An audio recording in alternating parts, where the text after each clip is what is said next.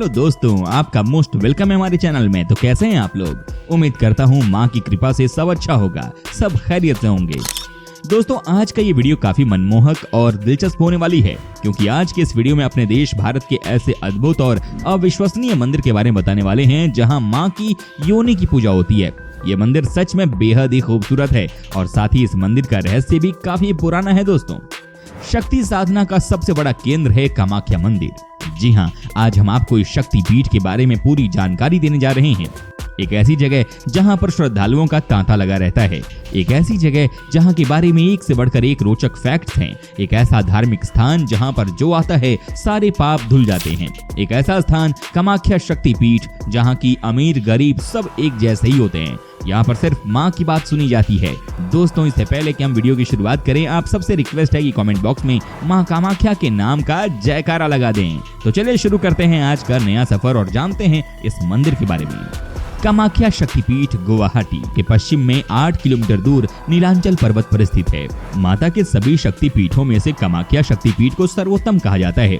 माता सती के प्रति भगवान शिव का मोह भंग करने के लिए भगवान विष्णु ने अपने सुदर्शन चक्र से माता सती के मृत शरीर के 51 भाग किए थे। जिस जिस जगह पर माता सती के शरीर के अंग गिरे वे शक्तिपीठ कहलाए। कहा जाता है कि यहाँ पर माता सती का योनि का भाग गिरा था, उसी से कामाख्या महापीठ की उत्पत्ति हुई। कहा जाता है कि यहाँ देवी का योनि भाग होने की वजह से यहाँ माता रजस्वला होती हैं। मंदिर में नहीं है देवी की मूर्ति। इस मंदिर में देवी की कोई मूर्ति नहीं है। यहाँ पर देवी के योनि भाग की ही पूजा की जाती है। मंदिर में एक कुंड सा है जो हमेशा फूलों से ढका रहता है। इस जगह के पास में ही एक मंदिर है जहाँ पर देवी की मूर्ति स्थापित है। ये पीठ माता के सभी पीठों में से महापीठ माना जाता है। यहाँ माता हर साल होती हैं रजस्वला। इस पीठ के बारे में एक बहुत ही रोचक कथा प्रसिद्ध है। कहा जाता है कि इस जगह पर मां का योनि भाग गिरा था, जिस वजह से यहाँ पर माता हर साल 3 दिनों के लिए रजस्वला होती हैं। इस दौरान मंदिर को बंद कर दिया जाता है। 3 दिनों के बाद मंदिर को बहुत ही उत्साह के साथ खोला जाता है। प्रसाद के रूप में मिलता है गीला वस्त्र। यहाँ पर भक्तों को प्रसाद के रूप में एक गीला कपड़ा दिया जाता है, जिसे अम्बुवाची वस्त्र कहते हैं। कहा जाता है कि देवी को रजस्वला होने के दौरान प्रतिमा के आसपास सफेद कपड़ा बिछा दिया जाता है। 3 दिन बाद जब मंदिर के दरवाजे खोले जाते हैं तब वो वस्त्र माता के रज से लाल रंग से भीगा होता है। बाद में इसी वस्त्र को भक्तों में प्रसाद के रूप में बांटा जाता है।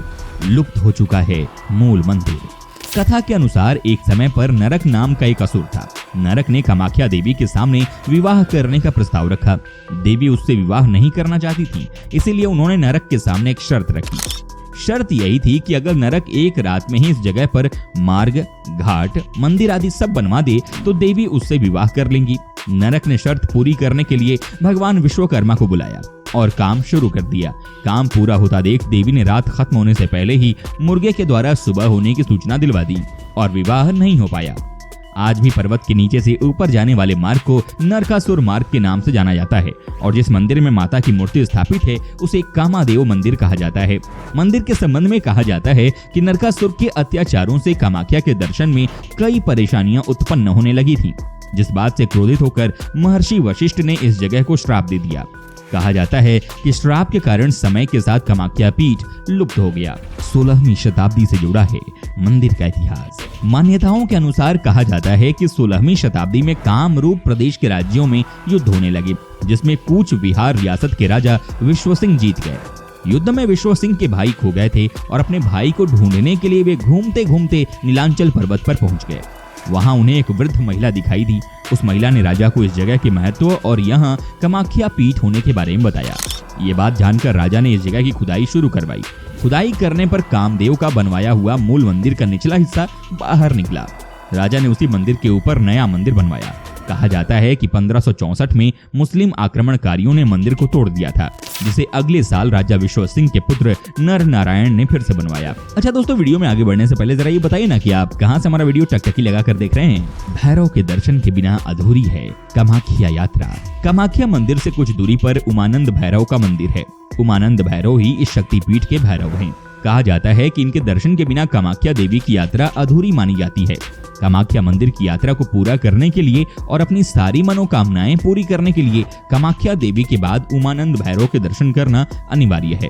तंत्र विद्या का सबसे बड़ा मंदिर। कामाख्या मंदिर तंत्र विद्या का सबसे बड़ा केंद्र माना जाता है और हर साल जून महीने में यहाँ पर अंबुबाची मेला लगता है। देश के हर कोने से साधु संत और तांत्रिक यहाँ पर इकट्ठे होते हैं और तंत्र साधना करते हैं।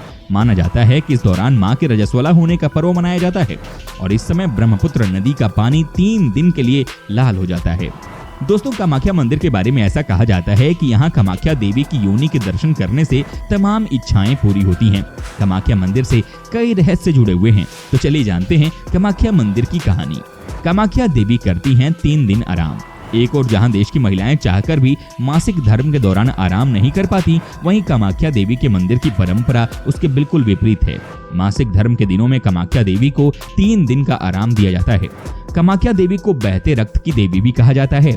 ऐसी मान्यता है कि ये देवी का एकमात्र ऐसा स्वरूप है जो नियमानुसार प्रति वर्ष मासिक धर्म के चक्र में आता है।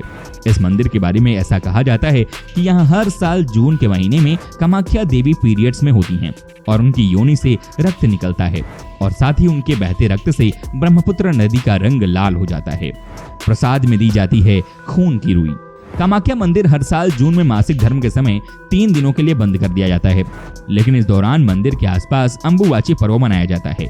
इस पर्व में सैलानियों के साथ साथ तांत्रिक, साधु और पुजारी भी मेले में शामिल होने के लिए आते हैं। इस दौरान शक्ति प्राप्त करने के लिए साधु और पुजारी पर्वत की अलग अलग गुफाओं में बैठकर साधना करते हैं। इस मंदिर में मां के दर्शन करने आए लोग मां के मासिक धर्म के खून से लिपटी हुई रुई को पाने के लिए घंटों लाइन में लगते हैं। ये है कामाख्या देवी की कहानी।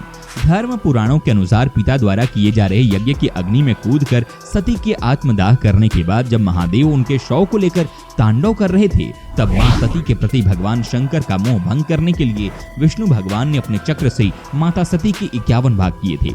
जहां पर ये भाग गिरे वहां पर माता का एक शक्तिपीठ बन गया। यहाँ पर माता की योनि गिरी, जिस कारण इसे कामाख्या नाम दिया गया। कामाख्या मंदिर का अंबुबाची मेला। कामाख्या मंदिर 51 शक्तिपीठों में से एक है। कहा जाता है कि यहाँ सती देवी का योनि भाग गिरा था। यही वजह है कि ये मंदिर सती देवी की योनि का प्रतिनिधित्व करता है। सती देवी के स्व त्याग से क्रोधित होकर भगवान शिव ने विनाश का नृत्य अर्थात तांडव किया था। साथ ही उन्होंने पूरी धरा को नष्ट करने की चेतावनी भी दी थी। इसे देखते हुए भगवान विष्णु ने सती देवी के शरीर को अपने चक्र से 51 टुकड़ों में विभाजित कर दिया। शरीर का हर हिस्सा पृथ्वी के अलग अलग हिस्से में जाकर गिरा। यहाँ ये भी कहा जाता है कि यहाँ सती देवी भगवान शिव के साथ आया करती थी। कामाख्या माता, तांत्रिकों की देवी। कामाख्या देवी की पूजा भगवान शिव के 9 वधु के रूप में की जाती है, जो कि मुक्ति को स्वीकार करती हैं और सभी इच्छाएं पूर्ण करती हैं। काली और त्रिपुर सुंदरी देवी के बाद कामाख्या माता तांत्रिकों की सबसे महत्वपूर्ण देवी हैं। पूजा का उद्देश्य।